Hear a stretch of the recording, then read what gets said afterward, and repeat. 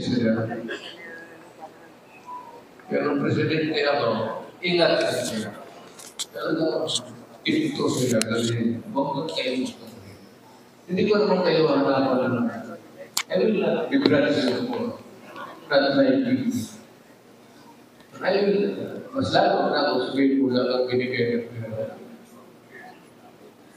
because I know also at that time na mananalo na.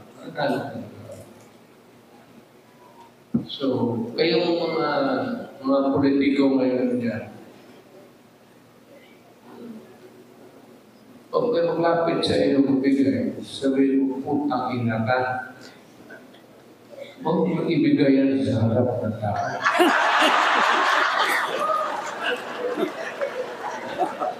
Ibigay mo doon sa kapatid ko, asawa ko. Pero huwag ninyong gawain yan, depende rin sa asawa. Kasi kung ibigay yan sa asawa, even more for that, wala ka na makabutan. Sabagay, para sa anak, para sa anak, okay lang yan. Bihira naman yung asawa na ako yung pera. Bihira yan. Hindi yan asawa. Hindi yan, kapit ko yan.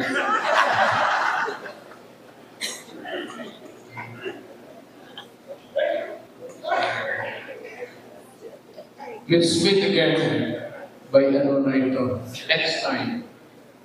By para ang recipe is work lunch, merienda, donut lang, pati kape. Tapos hanggang alas 5 lang, kanya-kanya na tayo.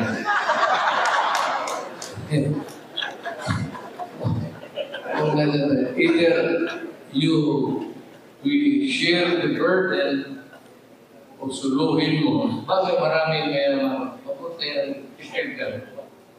O 9 o'clock, by 12, disperse tayo. Huwag tayo mag-iwa ng pamungga dyan na pagkatapos magpupong. Mag-burp ka po sa pagkinig sa katopik.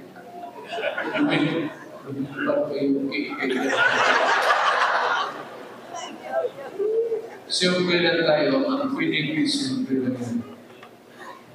Small and keep it that way. Nasanay tayo ng gano'n, walang pera. Hanggang ngayon, wala tayong pera. Kaya, kung meron mga sponsor ng ano, ako siguro, yung na talaga, pero yung sa local, do not bother preparing. Kasi ako, pupunta sa inyong lugar, preparado. Pupunta ako doon, may baon. Tapos may sarili akong baon. May baon ng pera. May sarili akong baon na kaligayahan. Huwag na kayo sabihin na hanap kayo ng ano yung magkatulog at tayo.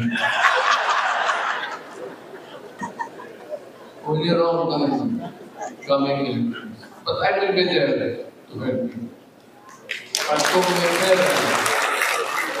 kung may pera, kung saan yung doon na ibigay, malaman ninyo kasi sasabihin ko, kung saan yan na lugar na yan ng negosyante magbigay, hindi ko i-share yan sa ibang lugar. Ibibigay ko yan sa inyo.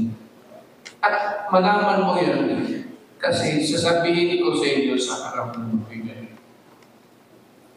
Huwag nga sabihin na magbigay dito tapos ipasa doon. Kung may magbigay man doon ngayon, kung mismo si Lucio Tan ang magbigay, yung barangay captain doon sa Barangay ni Lusutan, ang maswerte. Ubusin mo yan. Ganon yun. So, ano po ba? Wala na lang siguro. Yung pera, naibigay na mo.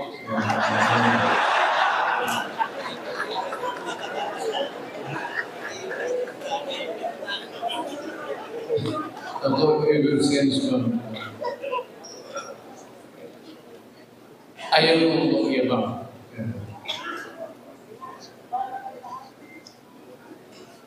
Hindi minsan, taga na ako, huwag tanong, mag-claim kayo niyo sa inyo. Never. At sige ako tumatanggap, kung walang okasyon, hindi talaga ako tumatanggap. O padala ka lang bigla sa akin dyan. Pagdating sa akin dyan, may balitaw na. Hindi sa purwa. Kung sabihin ko, okay lang. Marami ako dyan sa city ko.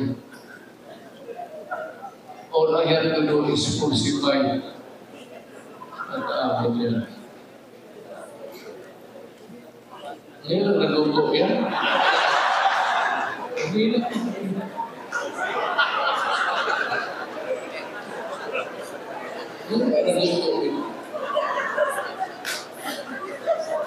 Ang pare ko ito na. Ang bahay ko. Ano na ito? Mariusip ko ito.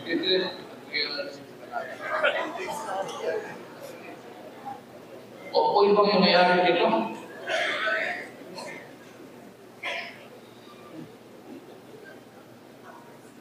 So,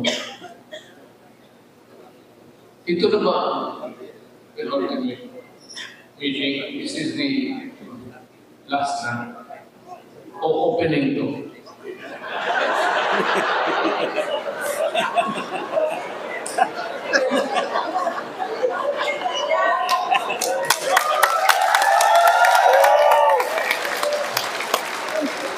Kalimut na.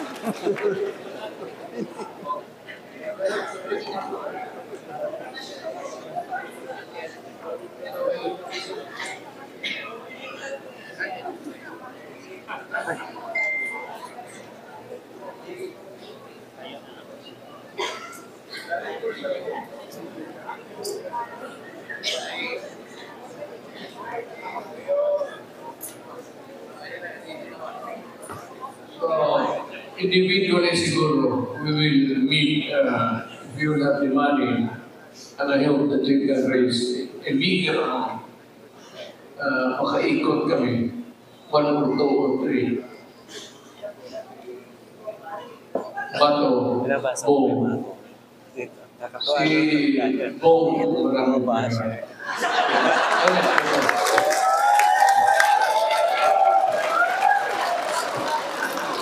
Huwag ka lang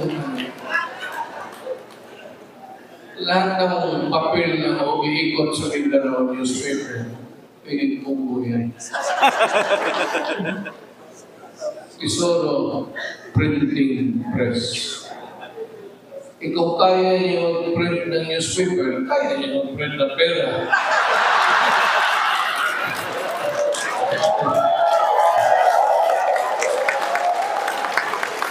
Yan ang simple ko. And then, anak ng ito siya, the oldest, maybe the oldest in Mindanao printing press. Ngayon, pinakamalaki. Hindi siya ito, sabihin ko mayaman. He's just an heir. Family, malaking pamilya. So, ilan yung na-print down ninyo yung pepe last year?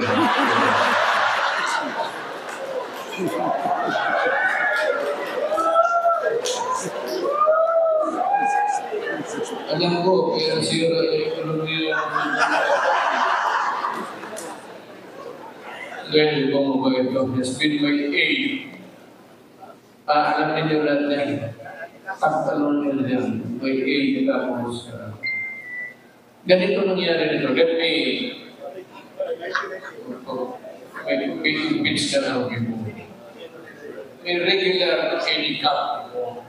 Nung mayor ako, Lieutenant sa Philippine Constabulary. Kaibigan niya. Kapasket mo niya padami. Pati si Innocent Bato. Sila niya. Alam mo ba yung isang araw? Yung si Jimboy. Naglalaro sila ng basketball. May off si Jimboy sa akin. Laro sila ng basketball. Yung ball ang pinasa kay Bong. Hindi, Bato muna. Tapos, pinasa ni Bong kay Bato.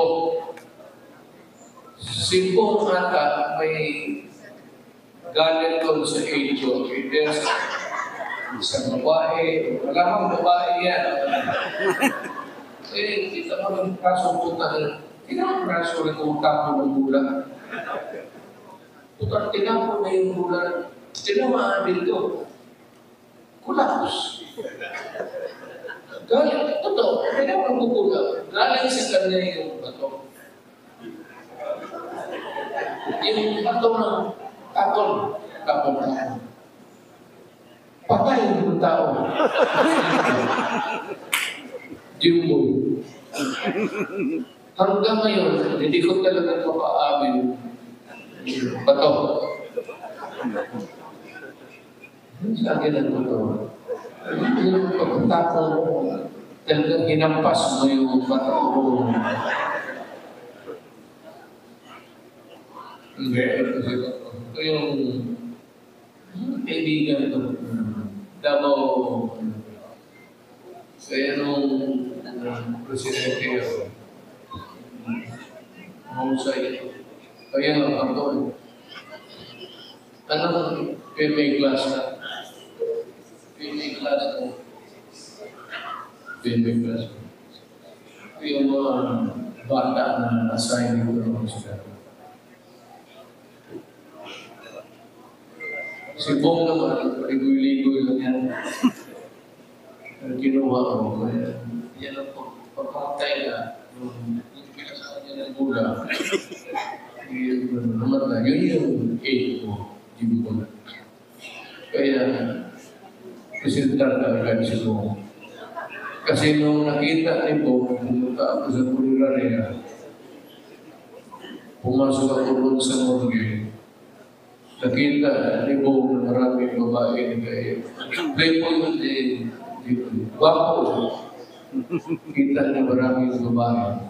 Pagpasok niya. Bulong ka agad sa akin. Mayor, ako napapalit sa iyo. Kasi sigurado niya yung manuwa ko inirin niya eh. Sabi ko, sige. Kaya yung na-8 siya, wala namang ginawa sa awa ng Diyos. Babae rin talaga, na-overtikan ako. Performance. Then eventually, ito silang dalawa. Ito, katapuin ko na lang kayo mo. Nasa palagi ko ng iskawa, makpo na lang kayo ng senador. So, naging senador namin. And they have served the country. Kapag sa military, Bong naman, hindi na kailangan ka milyonaryo yun. So, they have been serving the country. Wala tayong lugi dito sa kanila. I am sure of that. At hindi ako so, kung sino pa na sino interesado ng maging senador, ang paiwan ng kayo ng pagkatapos ng dismissal na mag-usap tayo. Kung tanongin ko sa iyo, ilan ba ang babae mo? Kasi yun ang unang magsuporta sa iyo. Mas marami ang babae, mas maganda.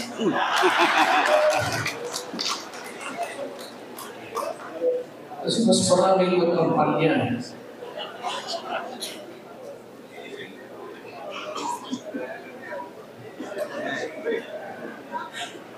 Tama sa kapil. Oo. Wala na pa siya ito.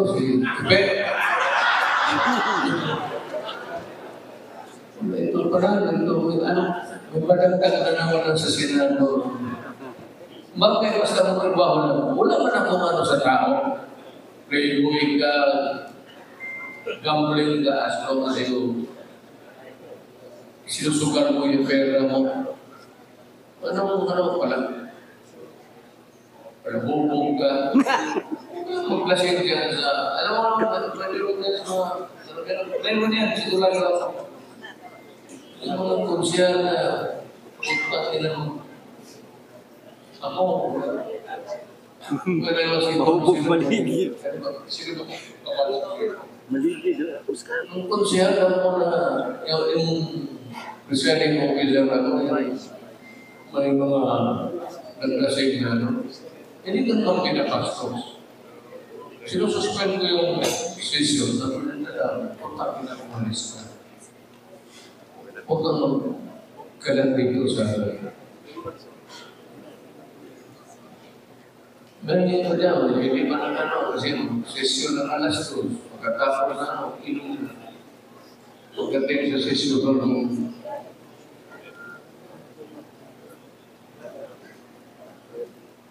So, ang sunod natin gawin dito is individual muna ang magkanvas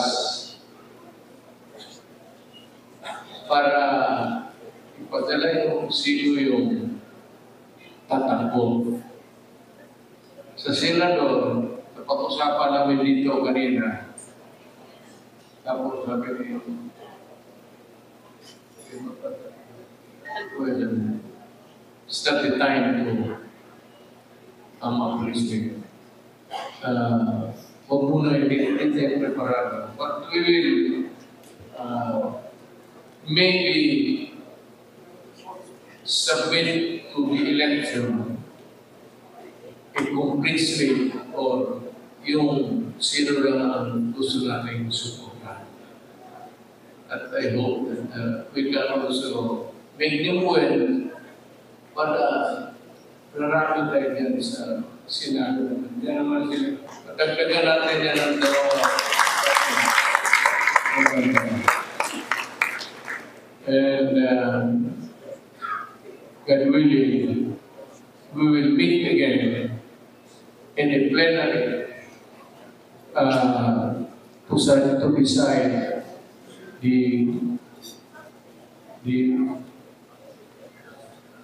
finality or finality of beliefs. The next would be in President Sena. So, yan ang practice. Wala man tayo pero may kinag-meet sa every now and then.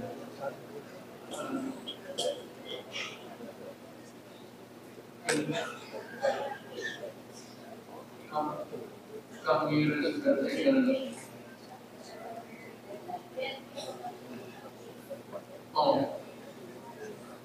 hindi ka lang. O sino ang number 1? Ito na lang. We will vote. O sa number 1 choice. Sino yung malisahan? Ayaw. Ayaw ko kanila.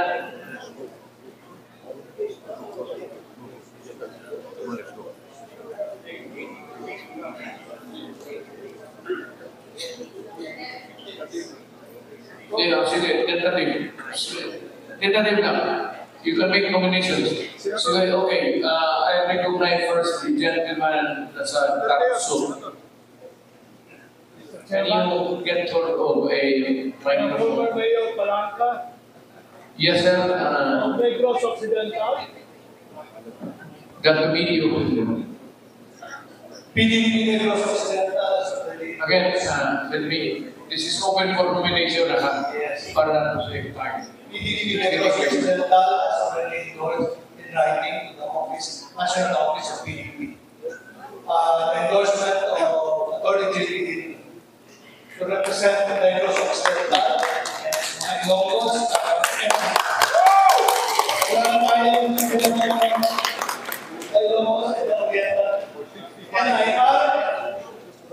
Yes. Your candidate, no? Ay! Oo. Naunahan mo lang ako, sir. Thank you. Yes, sir, your candidate. Alam mo kung tulungan na natin yan kasi may video na pag-ibigay. All you have to do is to destroy this mentality of yan ang agriculture mo. Masulong ko Visayas na living ka kami. Anuhin mo lang yung gusto-gusto. Mag-scatter lang sila doon. Thank you, Mr. Chairman. Please. Thank you for listening. Can you We pray that introduce yourself to the crowd na Ngayong gabi, Mr. President, Attorney J.P. Hinlo of PDP Negros Occidental, your Deputy Secretary General for Visayas. Napansin ko yung ating kampanya sa galit, kampanya sa atake. Kung may kasalanan ng ating gobyerno, hindi lang dapat nakabase sa atake. Dapat meron tayong programa na ibibigay sa tao na mas magaling kaysa sa mga nakaupo.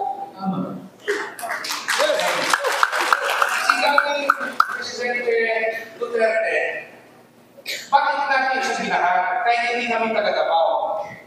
Dahil nakita namin, nung umpisa, sinabi na ang Pilipinas pwede maging Singapore. Dati sabi, susundin natin ang federalismo. Nag-ikot kami. Naniwala kami sa kay Mayor Duterte. Hindi naman kilala. Yung naalala ko kay Mayor Duterte, may sinulog siya na flag dahil pinaglaban niya ang isang Pilipina na papatayin ng isang gobyerno. Hindi ko alam yun. Yung tatay mo, hindi kilala yun. Pero nakita ko sa TV, may nakapang na Mayor ng Mindanao. Nung first Mindanao sa amin, late ako dumating. Sabi ni Manny Mayor, pinagsabihan niya yung lahat na huwag sabihin na tumakbo ka. Inalita ko hindi ko alam. Nung nagsalita ako, nung open forum, ako yung nagsabi na galing ako ng Bisaya, long representative ng Negros, sana magkaisa ang Mindanao para magkaroon tayo ng first Mindanao president. Palapakan na lang. Hinihingi yung mga taga-Negros ng mga Ilondo, uhaw sila sa senador. 65 years, wala tayong senador. Humingi kami ng tulong ngayon sa Mindanao, sa mga kababayan namin. Napagbigyan rin kami na magkaroon ng senador galing Visayas at galing. Mr. President, nakalimutan natin ang una natin pinagawa. Labanan ang korupsyon. Naging commissioner mo ako sa PACC. Nandiyan si Chairman Guerrero at Chairman Belica. Alam namin yung naging problema sa korupsyon. Kahit lagyan niya ng death penalty, wala tayong ebidensya kasi mahirap ang witness. Let us amend the Data Privacy Act and Bank Secrecy Law na kung government official ka, open mo, bakit ka matatakot kung wala kang tinatawag?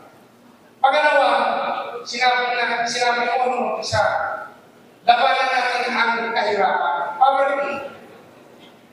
Puro ayuda tayo ngayon. Yung problema ng Pilipinas, kulang tayo sa trabaho. We have to generate jobs. How do we do that? We industrialize. We have to manufacture our own weapons, our own cars, our own airplanes. How do we do that? Madaling sabihin na gumawa tayo ng factory. let us amend the procurement law to favor Philippine manufactured products. Na kahit mas mahal, bibilihin ang Filipino products para maraming trabaho sa Pilipinas. Hindi lang puro ayuda. Gusto nyo ba ayuda lang ng ayuda? Kailangan natin ang trabaho. Gawa natin ang paraan. Ang pangalawang paraan para mapadami ng trabaho yung tinatawag natin state managed farming. Ano po yung state managed farming? Yung mga nagatiwang lupain na pagmamayari ng gobyerno, bakit hindi natin ipamanage sa gobyerno para maraming trabaho? Maraming farmers, yung pinakamahirap na sektor ng Pilipinas, farmers.